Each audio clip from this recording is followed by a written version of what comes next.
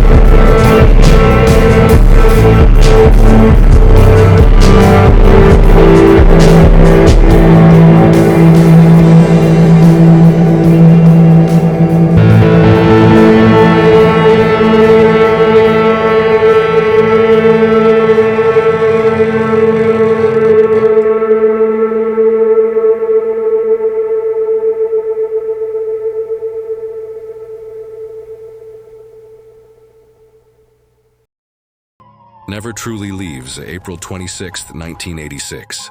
A normal night in the Soviet Union. Inside a nuclear power plant in what is now Ukraine. Something went wrong. Very wrong. A safety test, a mistake, a sudden surge of power, and then an explosion. Reactor number 4 at the Chernobyl nuclear power plant. Blew apart. Not like a bomb, worse, it tore open the core, releasing massive amounts of radioactive material into the atmosphere. A cloud of invisible poison. Spreading across the sky, across cities, across countries, across borders that didn't matter anymore. At first, no one understood what had happened. Firefighters rushed in. No protective gear. No real knowledge of the danger. They stood on burning rooftops, surrounded by glowing debris. Some even picked up pieces of the reactor, not knowing those fragments were emitting lethal radiation. Within hours, they began to feel it. Metallic taste in their mouths. Dizziness, burning skin. But by then, it was already too late. The nearby city of Pripyat, home to nearly 50,000 people, was still asleep when the explosion happened. Families, children, workers. They woke up the next morning, completely unaware. Children played outside, people went to work. Some even stood on bridges, watching the strange glow above the reactor, a glow that looked almost beautiful. What they didn't know was that they were watching radiation tear through their bodies. It took nearly 36 hours for authorities to finally act. Buses arrived, announcements were made, residents were told to pack lightly. Just a few days, they said. Take only what you... They left behind everything. Clothes, photos, toys, homes, and they never came back. Pripyat became a ghost city overnight. Empty. Streets, abandoned buildings, a Ferris wheel that never got to open. Everything frozen. In a single moment in time, today, Chernobyl still exists. The exclusion zone. A massive restricted area surrounding the reactor. And surprisingly, you can visit it, with permission, with a guide, with strict rules. But make no mistake, this is not a normal place. As you enter the zone, everything feels wrong. The silence is too heavy. The air feels still, buildings stand broken, slowly being consumed by nature. Trees grow through. Concrete paint peels off walls, classrooms remain exactly as they were, books still open on desks, masks scattered across floors, dolls lying in empty nurseries. It doesn't feel abandoned, it feels paused. But the real danger, something you can't see. Radiation, it's still there in the soil, in the walls, in the air. Some areas are relatively safe for a short time. Others, you step there, and within minutes, you've exposed yourself to levels that can cause serious damage. There are hotspots, places where radiation spikes suddenly. A single step in the wrong direction can change everything. Tour guides carry special devices, Geiger counters, they click faster and faster. As radiation levels rise, sometimes slowly, sometimes all at once. That sound, that rapid clicking, is the only warning you get. And even decades later, Chernobyl is still claiming victims. The radiation didn't just disappear, it settled, it seeped into the environment, into food, into water, into people. Increased cancer rates. Birth defects. Long-term health effects that are still being studied today. This isn't just history, it's ongoing. And here's what makes it even more settling. Life has returned. Animals roam freely. Forests have grown back. Nature has adapted, but not everything is normal. Some animals show signs of mutation. Others behave differently. It's as if nature has reclaimed the land, but under new rules. Rules shaped by radiation. Chernobyl is a reminder of something terrifying, that humans don't always need enemies to destroy themselves. One mistake, one moment, and an entire city disappears. Not destroyed by war, not erased by nature. But the next place on this list is completely different. Because unlike Chernobyl, you can't visit it. You can't even get close. Not because of radiation, but because of secrecy. A place surrounded by conspiracy, by rumors, by stories so strange that even governments refuse to fully explain them. The most secret place on Earth. There's a place in the world where even getting close can get you arrested. No warning signs explaining why. No clear answers. Just fences, cameras, and armed guards watching your every move. You won't find it on tourist maps. You won't see it advertised anywhere. And officially, for decades, it didn't even exist. This is a place surrounded by rumors, by whispers, by stories so unbelievable that people stopped questioning if they were true and started asking, what if they are? Deep in the Nevada desert, far from cities and far from civilization, there's a highly restricted military base, a place known to the world as Area 51. For years, the government denied it, ignored questions, dismissed claims, but the secrecy only made people more curious. Because when something is hidden this carefully, there's usually a reason. From above, Area 51 looks like nothing special. A stretch of dry land, runways cutting through the desert, a few buildings scattered across empty terrain. But getting close is a different story. Long before you reach the base, you'll see the signs. Restricted area, use of deadly force authorized, unmarked vehicles patrol the perimeter. Cameras track movement from miles away, and guards who don't wear standard uniforms watch silently from a distance. They don't warn you twice. There are no public tours, no official explanations, and if you try to cross the boundary, you won't make it far. People who've attempted it describe the same thing. A sudden appearance of security vehicles, commands shouted from a distance, weapons visible, no hesitation. It's not just restricted, it's controlled. But what makes Area 51 truly unsettling isn't what we know. It's what we don't. Because for decades, people have claimed that something unusual is happening there, something beyond normal military operations. All traces back to a story from 1947. A mysterious object crashed in the desert near Roswell, New Mexico. At first, reports said it was a flying disc. Then suddenly, the story changed. Officials claimed it was just a weather balloon. Case closed, or so they said. But witnesses described something different. Debris that didn't look like anything human-made. Materials that couldn't be cut or burned. And rumors of bodies. Not human. According to conspiracy theories, that debris was taken somewhere. Somewhere secure, somewhere hidden. Many believe that place was Area 51. A facility where unknown technology was studied, reverse engineered and tested in secret. Then in 1989, a man came forward, Bob Lazar. He claimed he had worked at a secret site near Area 51, a place called S4. According to him, he wasn't working on weapons. He was working on something else entirely, flying objects. Crafts that didn't operate like anything on Earth. He described technology powered by an unknown element. Movement that defied physics and systems that no human engineer fully understood. People dismissed him, said he was lying, making it up. But others weren't so sure, because some of the things he described would later seem strangely possible. Over the years, strange sightings have been reported near the area. Unusual lights in the sky, objects moving at impossible speeds, making sharp turns, sudden stops with no sound. No known aircraft behaves like that. And yet something is flying out there. Of course, there are official explanations. The government has admitted that Area 51 was used to test experimental aircraft, advanced jets, stealth technology, projects that were once classified. So yes, some of the strange sightings can be explained, but not all of them. And that's where the mystery grows. Because when truth and secrecy mix, it becomes impossible to separate fact from fiction. Are the stories exaggerated? Maybe. Are some of them completely false? Probably. But is everything explained? No. And that uncertainty is what makes Area 51 so powerful. Imagine standing at the edge of that desert, looking out across miles of empty land, knowing that somewhere out there, behind fences you can't cross, something is happening. Something you're not allowed to see, not allowed to understand, not allowed to question. Because Area 51 represents something bigger. Not just secrecy, but control over information. The idea that there are truths in this world that are deliberately kept hidden, not for your safety, but because you're not meant to know them. And maybe that's more unsettling than any conspiracy. Because it means there could be answers out there. Answers we'll never hear.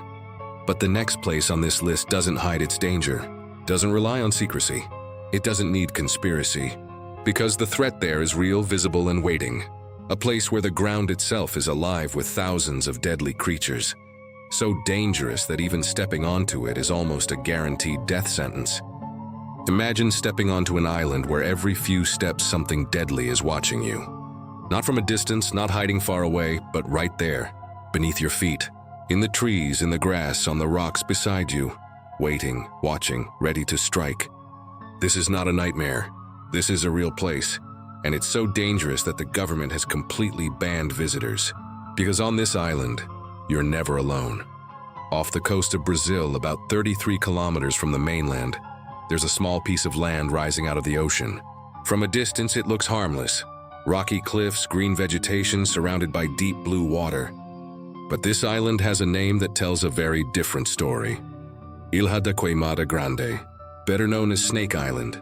Snake Island is considered one of the most dangerous places on Earth. Not because of its terrain, not because of weather, but because of what lives there. Snakes. Thousands of them. And not just any snakes, but one of the deadliest species in the world. The golden lancehead viper. Imagine walking through a forest where branches above your head aren't just branches. They move. They shift because wrapped around them are snakes. On the ground, snakes. In the bushes, snakes. Even hanging from trees, snakes. Some estimates suggest there can be one snake for every square meter. Think about that. Every step you take, you're stepping into their territory. The golden lancehead isn't just dangerous, it's lethal. Its venom is incredibly powerful. It can melt human tissue, cause internal bleeding, and destroy organs within hours. And if untreated, it can kill fast, much faster than most other snake bites. But how did this happen? Why does this island have so many deadly snakes? Thousands of years ago, Snake Island wasn't an island at all. It was connected to the mainland. But as sea levels rose, it became isolated, cut off from the rest of the world. The animals that were trapped there had to adapt, and the snakes evolved. With limited prey available, the golden lanceheads became more aggressive and more efficient. Their venom became stronger, faster acting, designed to kill quickly because if their prey escaped, they might not get another chance. Over time, they became perfectly adapted to this island, a place where they dominate completely. There are stories about the island's past. One of the most famous is about a lighthouse keeper. Before the island was fully restricted, a man lived there with his family. His job was simple: maintain the lighthouse, keep it running. But one night, something went wrong. According to the story, snakes entered the house through windows, through cracks, through places no one noticed. By the time the family realized, it was too late. They tried to escape, but the island gave them nowhere to go. Their bodies were later found scattered around the property. The lighthouse still stands today, but it's no longer manned. No one lives there anymore, because no one can. Today, the Brazilian government has completely banned public access to Snake Island. No tourists, no explorers, no curious visitors. Only a few scientists are allowed, and even they follow strict rules. Protective gear, controlled movements, constant awareness.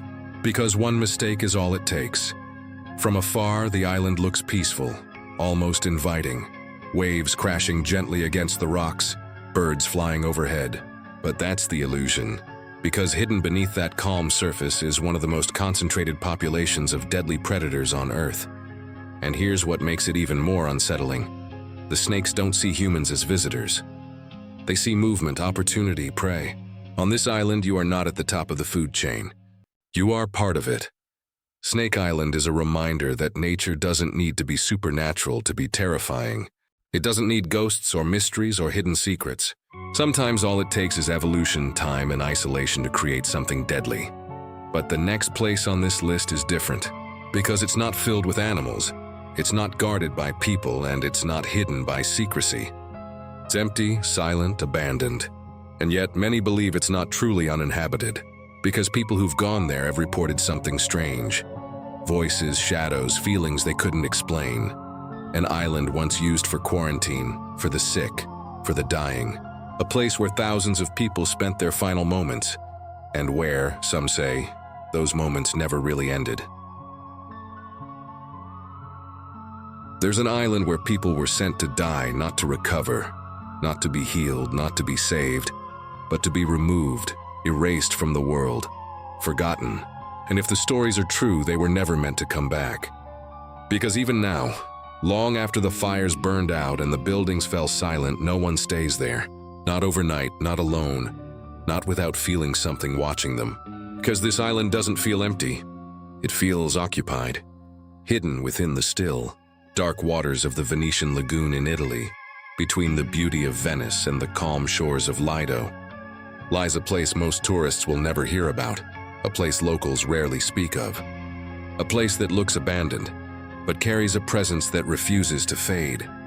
Its name is Poveglia Island. At first glance, it appears harmless, just another forgotten island. Nature reclaiming old buildings, trees growing through broken walls, wind moving through empty windows. But there's something wrong with the silence. It's too heavy, too complete, as if the island itself is holding its breath. To understand why Poveglia feels the way it does, you have to go back hundreds of years to a time when disease didn't just spread, it consumed. The Black Death, one of the deadliest pandemics in human history, didn't just kill, it terrified.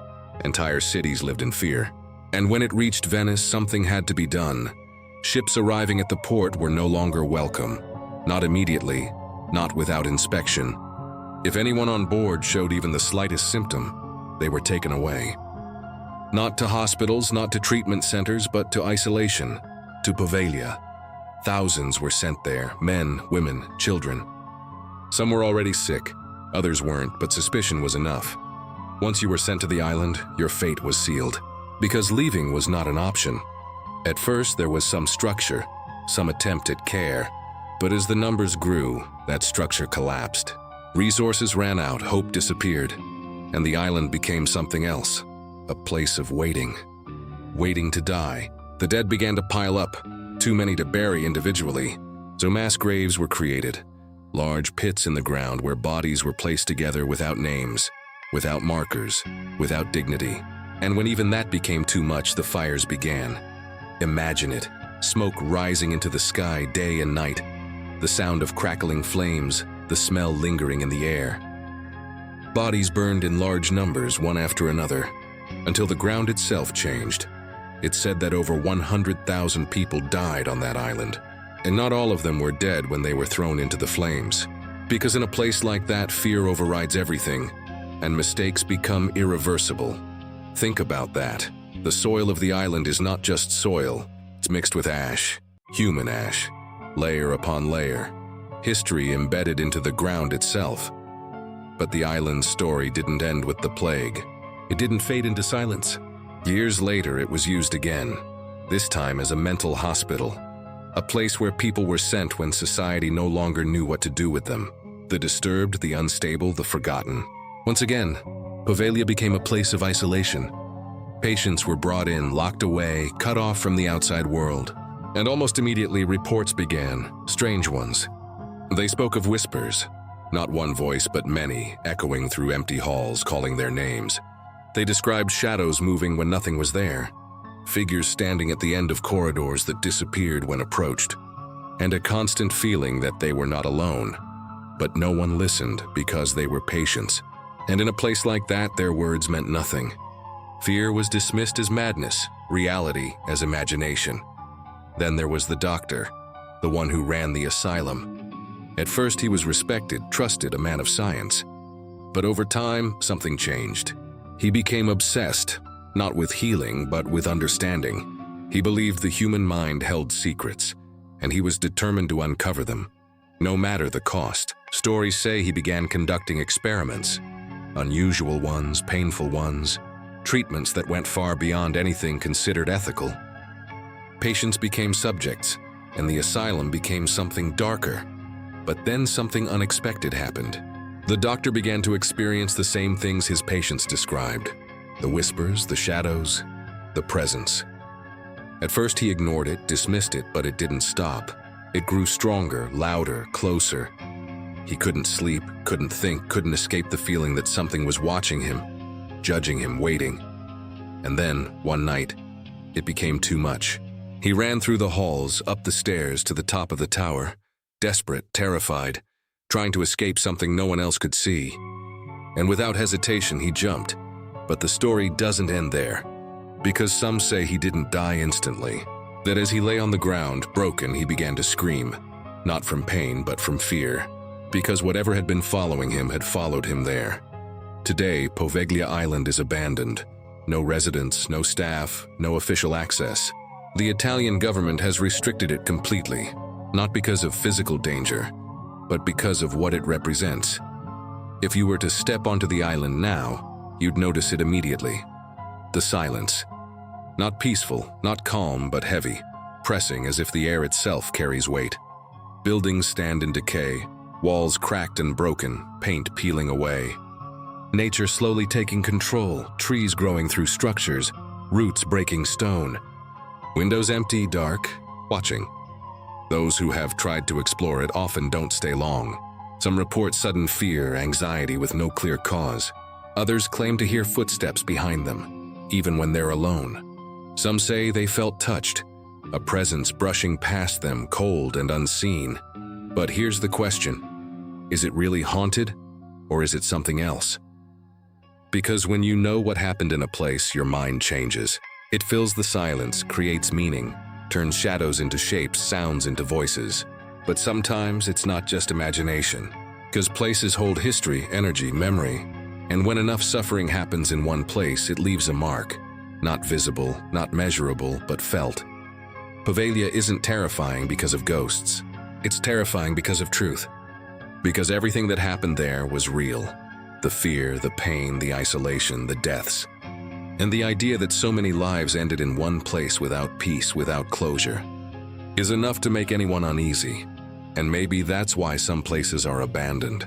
Not because they're unsafe, but because they're too heavy to exist in. But the next place on this list is something entirely different.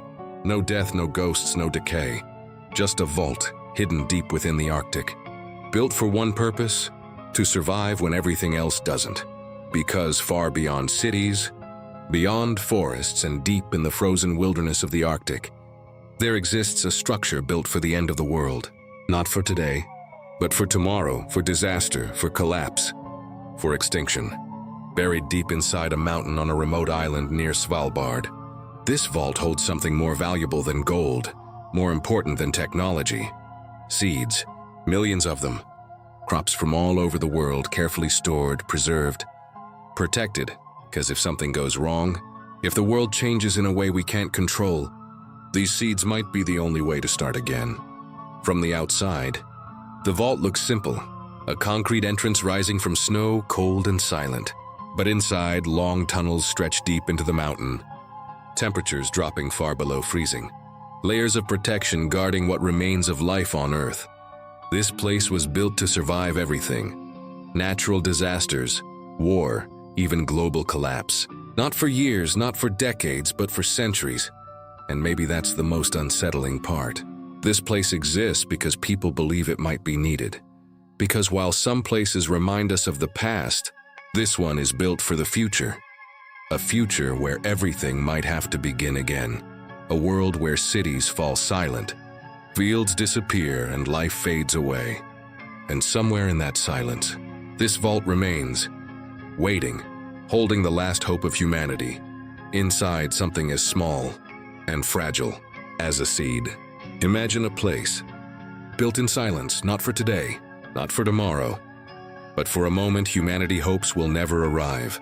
A moment when cities are empty, when fields no longer grow food, when the systems we depend on stop working, no warning, no recovery, no second chance. And when that moment comes, this place will not open its doors to save people. It will open them. To save what remains, because hidden deep within ice and stone is a backup plan for the entire world.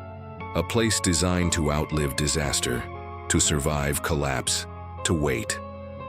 Until everything else is gone, far beyond crowded cities, far beyond where most people will ever travel, lies a place that feels almost unreal: the Arctic. A region of endless cold, white landscapes stretching to the horizon, mountains covered in snow, silence so deep, it feels permanent. And within this frozen world, there is a remote archipelago, a group of islands known as Svalbard. Svalbard is unlike anywhere else.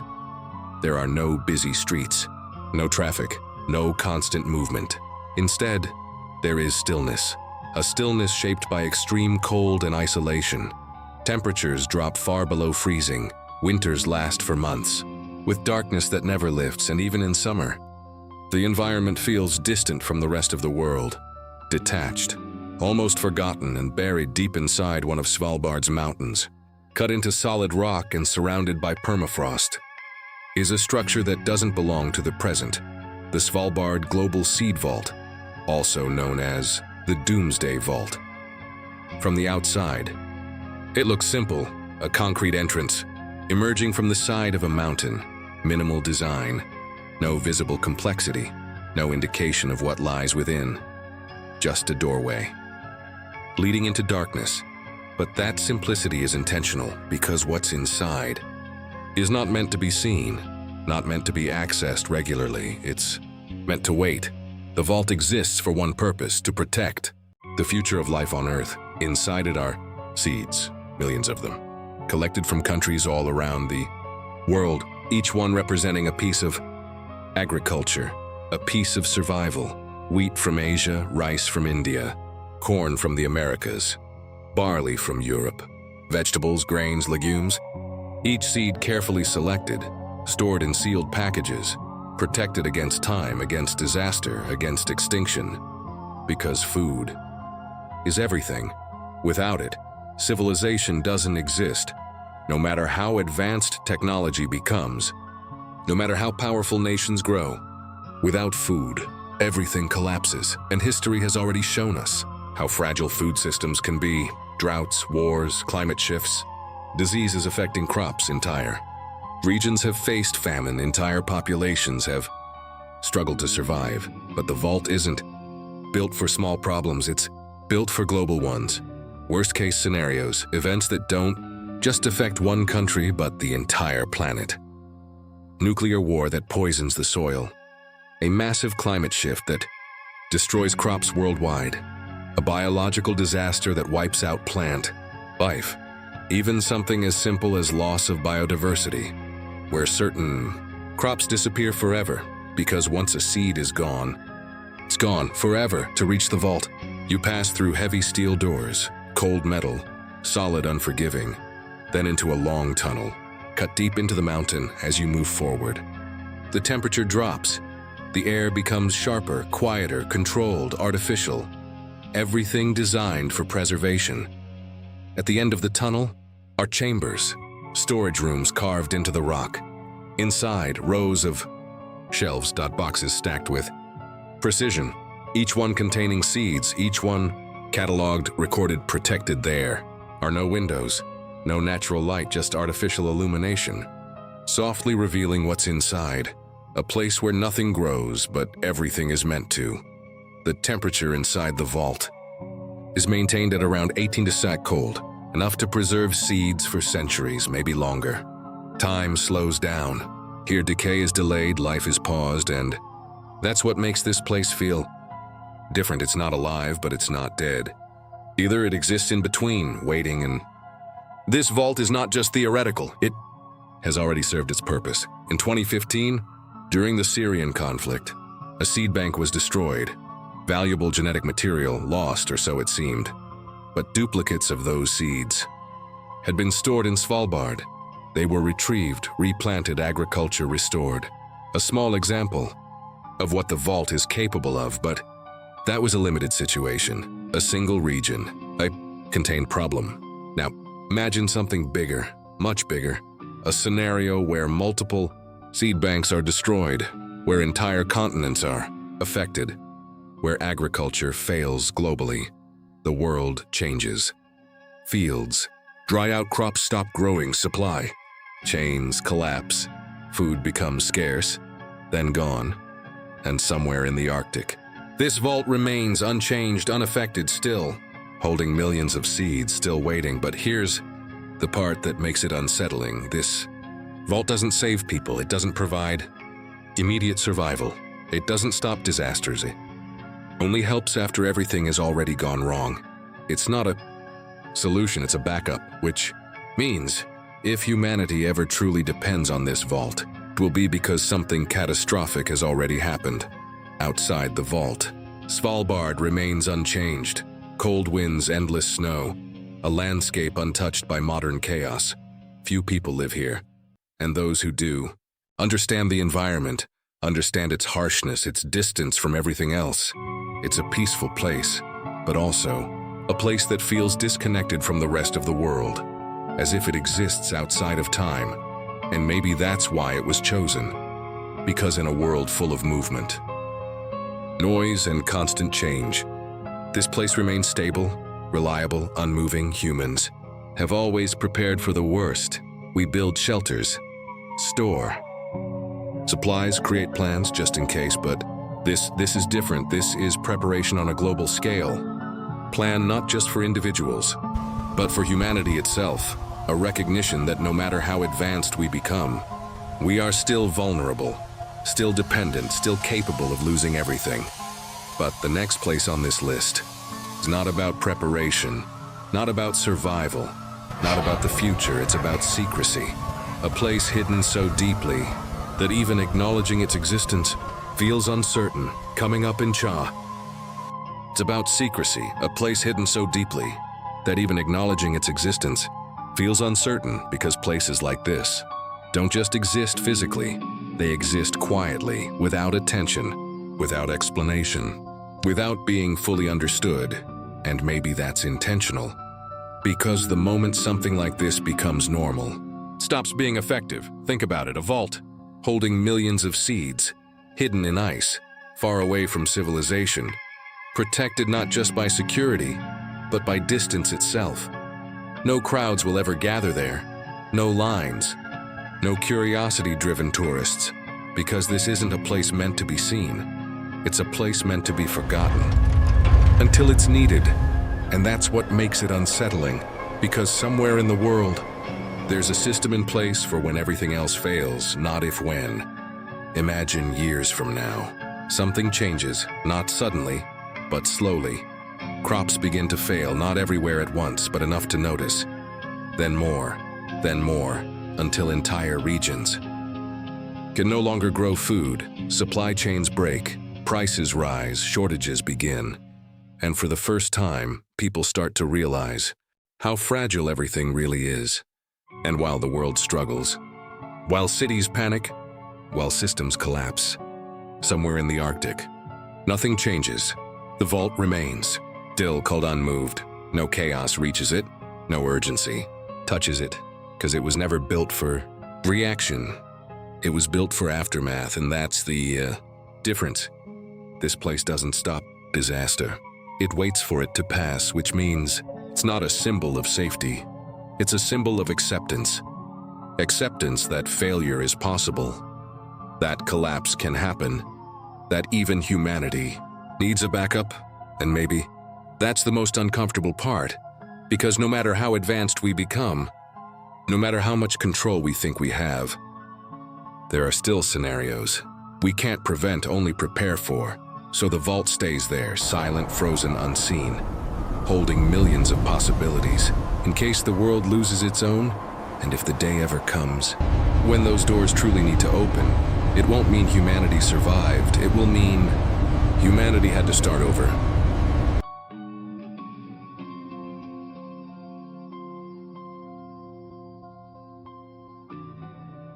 There are cities in this world that don't exist. Not abandoned, not destroyed, not hidden in ruins, but erased. Removed from maps, from records, from public knowledge. Places where people live, work, and spend their entire lives without ever officially being there. No visitors, no outsiders, no questions allowed. Because once you know about a place like this, you start asking questions, and in places like this, questions are dangerous. Deep within the mountains of Russia, far away from major cities, there's a location surrounded by secrecy. No clear roads leading to it, no signs pointing the way, just forests, mountains, and silence. This place is believed to be Mezhgorye, a closed city that for years the government barely acknowledged. From the outside, there's nothing unusual, just endless stretches of land. But hidden within that landscape is something different, a city built in secrecy, designed to be isolated, protected, and hidden. During the Soviet era, Certain cities were designated as closed. They didn't appear on maps, weren't accessible to the public, and you couldn't enter them without special permission. These cities weren't random. They were built for specific reasons: military research, weapons development, sensitive operations. Anything that required secrecy was placed inside these locations. Mezhgorye is believed to be one of them. Located near the Ural Mountains, it has been the subject of speculation for decades. Some say it's just a normal military town. Others believe it's something far more significant. According to reports, there are massive underground facilities beneath the city. Tunnels, bunkers, entire structures built deep within the mountain, designed to survive almost anything. Some theories suggest it could function as a command center, a place where leaders could operate in case of nuclear war. Others believe it's a storage site for weapons, for technology, for things the world isn't meant to see. Imagine a city where most of the important activity doesn't happen above ground, but below, hidden, protected by layers of rock and secrecy. Access to Mezhgorye is heavily controlled. You can't just visit it.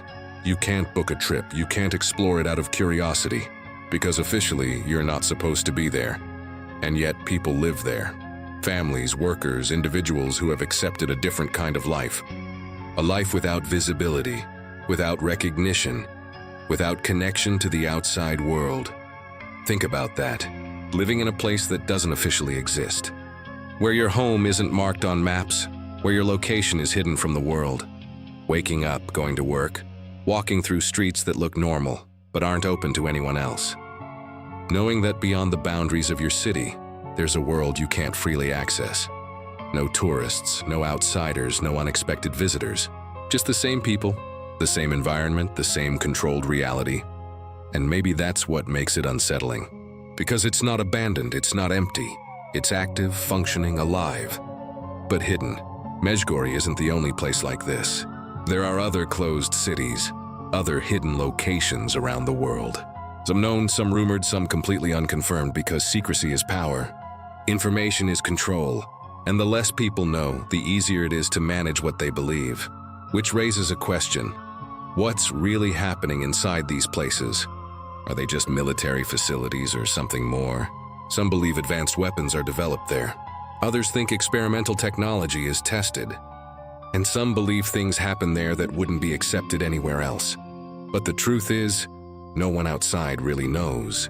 Because information is limited, controlled, filtered. Satellite images show structures, roads, signs of activity, but nothing detailed enough to explain everything.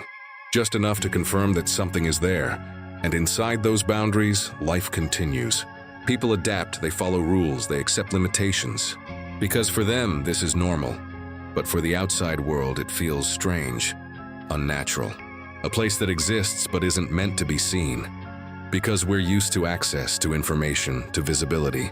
But places like Mezhgorye remind us that not everything is open, not everything is shared. There are layers to the world, visible ones and hidden ones. And sometimes the hidden ones matter more, because whatever happens inside these cities is happening without public awareness, without attention, without question. And maybe that's intentional, because the moment people start looking too closely, things change. But the final place on this list is not hidden. Not secret, not restricted by governments. It's something far more disturbing. A place where the danger isn't controlled. Because it was never meant to be. There is one place on this planet that doesn't feel real. Not because it's hidden, not because it's secret, but because it shouldn't exist. A place created by accident, yet still here, still dangerous, still active.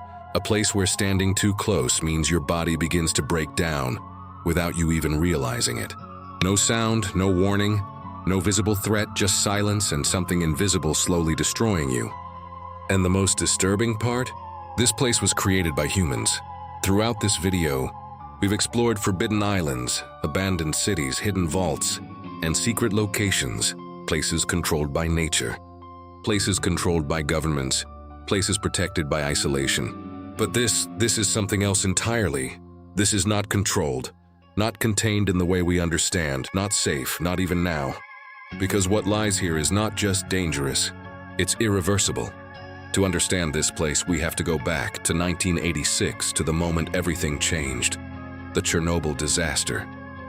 A reactor explosion that didn't just destroy a facility, it changed the environment itself. Radiation spread across land, air, and life. Cities were abandoned, homes left behind. Entire communities erased overnight.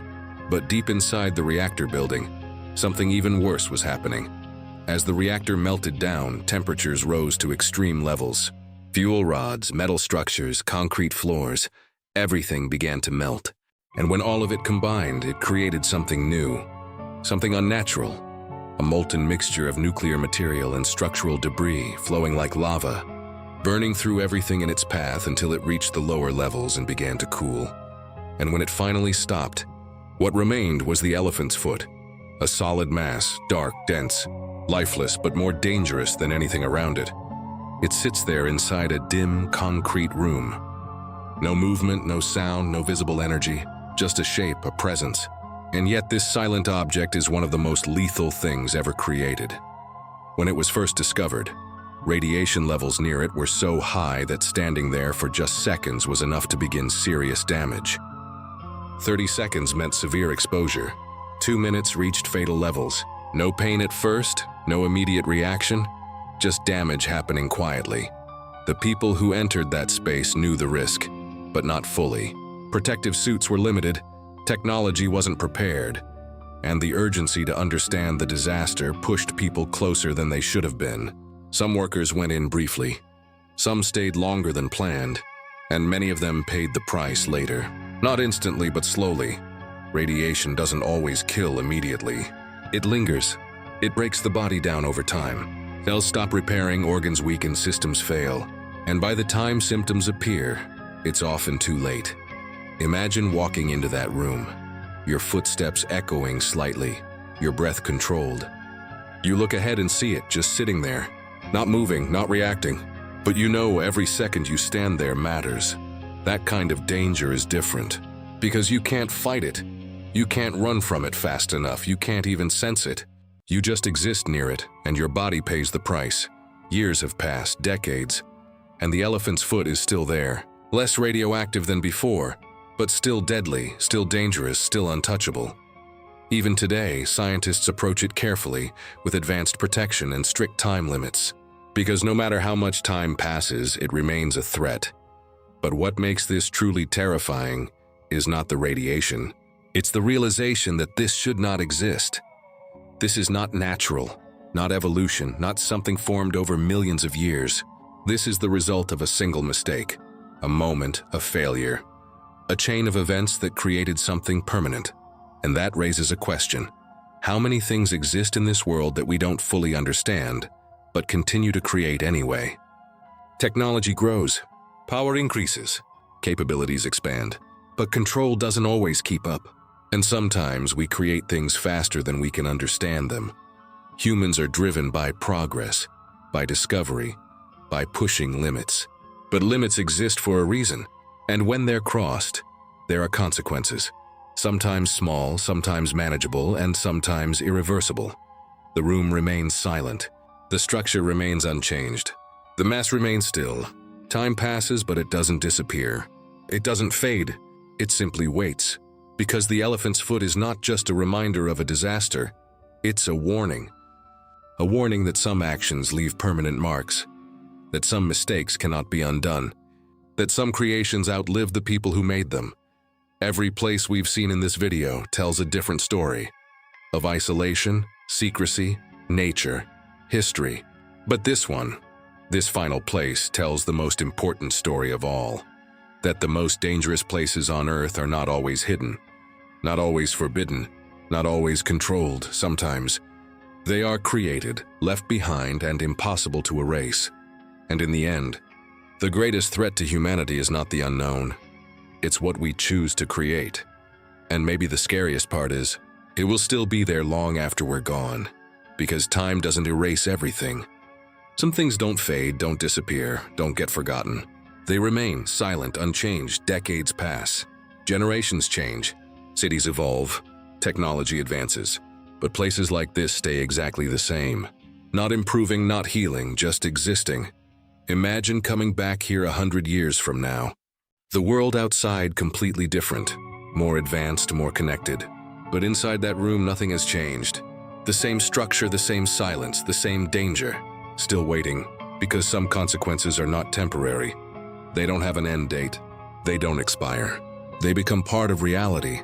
And that's what makes this different from everything else. This isn't history. It's ongoing.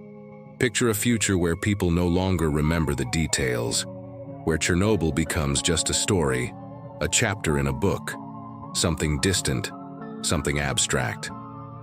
But this might still exist, still dangerous, still real, because reality doesn't disappear just because people stop talking about it. And somewhere in that silence, there's a reminder that actions have weight, that decisions matter, that mistakes don't always stay in the past. They stay. And maybe that's the real fear. Not the danger itself, but what it represents. Because if something like this can exist, then it means we are capable of creating things we don't fully understand, things we can't control, things we can't reverse, things that continue even after we're gone.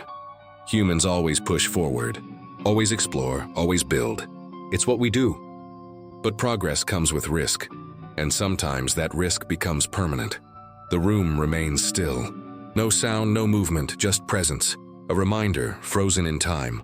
Concrete walls, fading surfaces, dim light reflecting off something that should not exist. A place where nothing grows, nothing changes, just remains. And if you stand there long enough, you start to understand something. This isn't just a location, it's a consequence. A physical consequence you can see, but never truly approach, because getting closer means becoming part of it. And that's the difference. Most dangers can be avoided, most places can be left behind, but this stays, and it's not the only one. There are other places, other consequences, other reminders scattered across the world. Some hidden, some forgotten, some ignored, but all of them share one thing in common. They were created, not discovered, not found, made. And that's what changes everything. Because it means the greatest dangers on this planet are not accidents of nature. They are results of human decisions. Choices, experiments, actions. Each one pushing further and further until something breaks. And when it does, it doesn't always go back. Because some lines once crossed cannot be uncrossed. Some doors once opened cannot be closed. Some creations once formed cannot be undone, and so they remain quiet, still, waiting, not as warnings written in words, but as physical proof that we are capable of more than we understand. And maybe that's the most unsettling truth of all.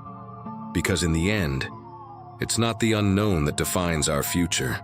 It's what we leave behind.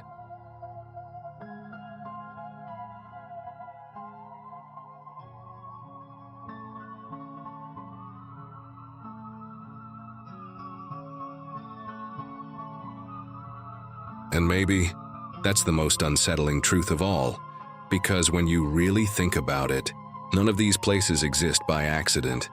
Every location we've seen, every forbidden place, every silent structure has a story behind it, a moment in time where something changed. Sometimes it was fear, sometimes it was power, sometimes it was survival, and sometimes it was a mistake. An island that rejects the outside world. A city abandoned overnight, a place where the ground itself became dangerous. A vault hidden in ice, waiting for a future we hope never comes. A city erased from maps, where life continues in silence, and finally, a place so dangerous that even being near it comes at a cost. Different stories, different reasons, but all connected by one idea, that the world is not as open as it seems. There are places we can visit, places we can explore, places we can understand. And then, there are places like these, places that remind us. There are limits. Limits to where we should go. Limits to what we should touch. Limits to what we should try to control. Because not everything reacts the way we expect. And once those limits are crossed, the result isn't always temporary. Sometimes it becomes permanent, a mark left behind, not just in history, but in reality. And maybe that's why these places stay with us. Not because of fear alone, but because of what they represent. They represent moments where things went too far, where control was lost, where the outcome couldn't be reversed, and even years later, decades later, they remain unchanged, empty streets that never filled again, silent buildings that were never repaired, structures that were never removed because they couldn't be, because removing them wouldn't erase what happened. And that's the reality we don't often think about. That progress doesn't just move forward, it leaves things behind. Some of those things are achievements, but others are consequences, permanent ones. And somewhere in the world right now, these places still exist, not changing, not evolving, just waiting for time to pass, waiting for people to forget, waiting for the world to move. But they never truly disappear, because even if no one visits them, even if no one talks about them, they're still there, and maybe that's what makes them so powerful. Not the danger, not the mystery, but the fact that they exist at all, because it means the world is not fully known. There are still places, still stories, still realities that exist beyond what we see every day, and maybe that's something we're not fully comfortable with, because we like to believe that everything is understood, that everything is controlled, that everything has an explanation. But places like these challenge that idea. They remind us that there are still things we don't fully understand, and maybe we never will, because some places aren't meant to be explored. They're meant to be left alone, or because it reveals something we were never meant to know. Because the truth is, some places don't just exist in the world. They exist as reminders, reminders of what happened, reminders of what went wrong, reminders of what can happen again. And no matter how far we move forward, those reminders don't disappear. They don't fade with time. They don't lose meaning. If anything, they become stronger, because the further we get from them, the easier it is to forget how they were created. And forgetting is where danger begins, because once something is forgotten, it can be repeated. The same mistakes, the same decisions, the same consequences, just in a different place at a different time. And maybe that's why these places matter. Not because we need to visit them, not because we need to explore them, but because we need to remember them, to understand that progress is not just about moving forward. It's about knowing where to stop, knowing what not to touch, knowing what not to repeat, because in the end, the world doesn't become dangerous overnight. It becomes dangerous through small steps, small decisions, small moments that seem harmless until they're not. And by the time we realize it, it's already too late. So these places remain, not just as locations, but as warnings, silent, unmoving, unchanged. And maybe the real question isn't why these places are forbidden, but whether we've truly learned from them.